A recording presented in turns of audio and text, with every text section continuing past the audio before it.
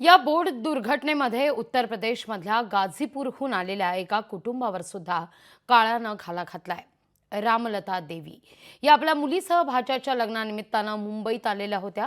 दरम्यान त्यांनी एलिफंटाला जाण्याचा बेत आखला, पण दुर्दैवानं या बोटीचा अपघात झाला आणि त्यात रामलता देवी यांचा मृत्यू झालेला आहे।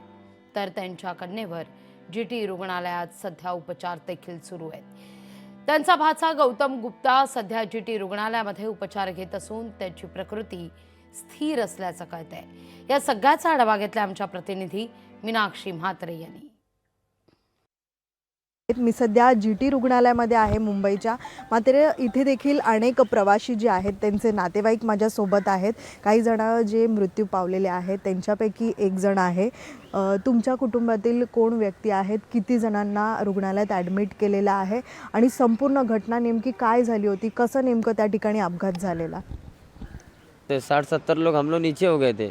बाकी जो ऊपर थे वो उनके बारे में मैं कुछ कह नहीं सकता, लेकिन वो जो रिकॉर्ड में पता चल रहा है कि 110 लोग 113 लोग ऐसा है। स्पीड बोट ना वो उधर ही घुमा रहा था, फिर उसने अचानक ना लाके हमारे बोट में मार दिया।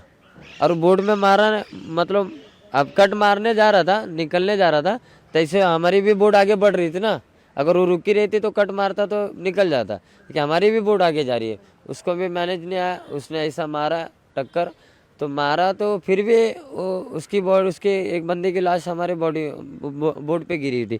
इतना टांग भी पूरा फटा बिटा था, तो हम लोग देख के बहुत बुरा लगा। तो हम लोग ने खींच के उसको साइड में किया, उसको बंदे को, कि हमारा बोट सही है, हमको ऐसा लगा। तो आगे थोड़ा थोड़ा जाते जाते पता चल रहा है कि हमारा बोट अंदर जा रहा है। सिस्टर एडमिट है और मौसी जो दो लोग थे, हम लोग 3 लोग थे, जिसमें से हम लोग 2 बच्चे एक ख़त्म हो गए। उनकी तबीयत अभी तो पहले से नॉर्मल है, लेकिन अभी उसके बारे में पता नहीं है कि उनकी माँ हमारे बीच नहीं रहेगी। अगर पता चलेगा तो क्या पता क्या होएगा, इसका ही डर है। उनकी भी 2 बहनें सिस्टर है गांव में, तो भी बहुत घबरा रही हैं। घर वाले गांव में बहुत परेशान है, रो रहे हैं।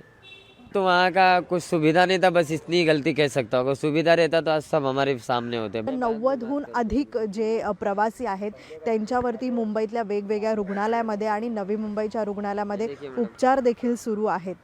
व्हिडिओ जर्नलिस्ट विनोद नाईकसह मीनाक्षी म्हात्रे, लोकशाही मराठी, मुंबई। लोकशाही मराठी ऐका, पहा, जागरूक रहा।